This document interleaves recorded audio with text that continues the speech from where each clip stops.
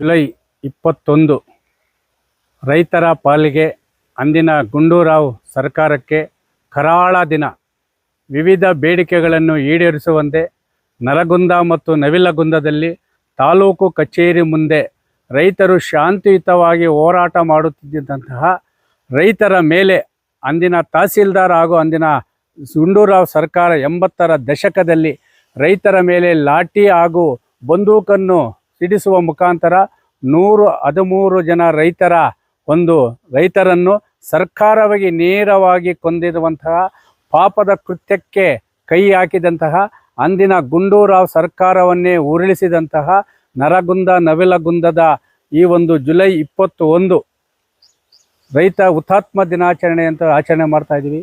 ಆ ರೈತ ಹುತಾತ್ಮ ದಿನಾಚರಣೆಯಂದು ನಾವು ಭೂಸ್ವಾಧೀನ ವಿರೋಧಿ ವೇದಿಕೆ ವಿರೋಧಿ ದಿನ ಅಂತೇಳಿ ನಾವು ಇವತ್ತು ಘೋಷಣೆ ಮಾಡ್ತಾ ಇದ್ದೀವಿ. ರೈತ ಸಂಘದಿಂದ ಸಾಮೂಹಿಕ ನಾಯಕತ್ವದಲ್ಲಿ ಕರ್ನಾಟಕ ರಾಜ್ಯ ರೈತ ಸಂಘ ಹಸಿರು ಸೇನೆಯನ್ನು ಜುಲೈ 21ರ ನರಗುಂದ ನವಿಲಗುಂದದಲ್ಲಿ ರೈತ ಹುತಾತ್ಮ ದಿನಾಚರಣೆಯನ್ನು ಭೂಸ್ವಾಧೀನ ವಿರೋಧಿ ದಿನ ಅಂತೇಳಿ ಘೋಷಣೆ ಮಾಡುವ ಜೊತೆಗೆ ಇವತ್ತು ರೈತರು ಕೃಷಿ ಜಮೀನನ್ನು ಸರ್ಕಾರಗಳು ಬಲವಂತವಾಗಿ ಭೂಸ್ವಾಧೀನ ಮಾಡಿಕೊಳ್ಳುವ ಮುಖಾಂತರ ರೈತರ ಕೃಷಿ ಜಮೀನಿನ ಹೆಸರಿನಲ್ಲಿ ರಿಯಲ್ ಎಸ್ಟೇಟ್ ಮಾಡುವ ಮುಖಾಂತರ ಅನ್ನದಾತನ ಬದುಕನ್ನು ಬೀದಿಗೆ ತಳ್ಳುತ್ತಿರುವುದು ನ್ಯಾಯವೇ?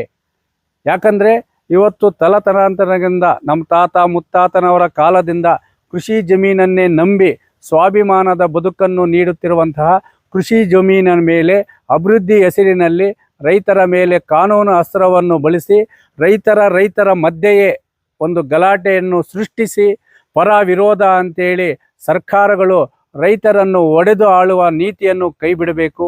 ಅದರ ಜೊತೆಗೆ ಇವತ್ತು ಜುಲೈ 21ರ ಈ ಒಂದು ರೈತ ಹುತಾತ್ಮ ದಿನಾಚರಣೆಯಂದು ಇವತ್ತು ನಾವೊಂದು ಪ್ರತಿಜ್ಞೆ ಮಾಡಬೇಕು.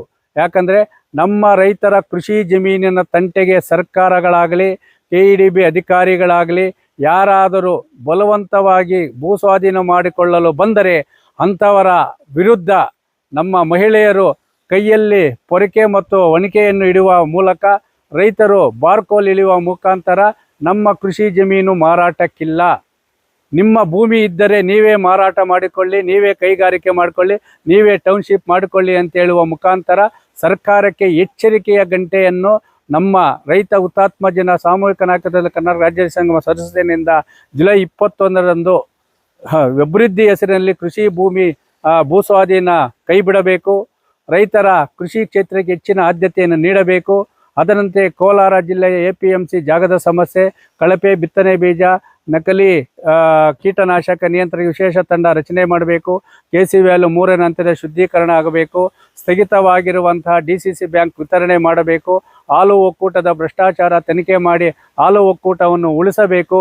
ಜುಲೈ 21ರಂದು ಕೋಲಾರ ಜಿಲ್ಲೆಯ ಜ್ವಲಂತ ಸಮಸ್ಯೆಗಳ ಜೊತೆಗೆ ರಾಜ್ಯದ ಕೃಷಿ ಭೂಮಿಯನ್ನು ಭೂಸ್ವಾಧೀನ ಮಾಡಿಕೊಳ್ಳಿರುವ ಸರ್ಕಾರದ ವಿರುದ್ಧ ರೈತರು ಸೆಟೆದು ನಿಲ್ಲುವ ಮುಖಾಂತರ ಕೃಷಿ ಭೂಮಿಯನ್ನು ಉಳಿಸಿ ಮುಂದಿನ ದಿನಗಳಲ್ಲಿ ಆಹಾರ ಭದ್ರತೆಗಾಗಿ ನಮ್ಮ ಮಕ್ಕಳ ಭವಿಷ್ಯಕ್ಕಾಗಿ ಕೃಷಿ ಭೂಮಿಯನ್ನು ಉಳಿಸಬೇಕಂತೇಳಿ ಸಮಸ್ತ ರೈತ ಮಹಿಳೆಯರಲ್ಲಿ ಯುವ ನಾಯಕ ರೈತರಲ್ಲಿ ಮನವಿಯನ್ನು ಮಾಡ್ತಾ ಇದ್ದೀವಿ.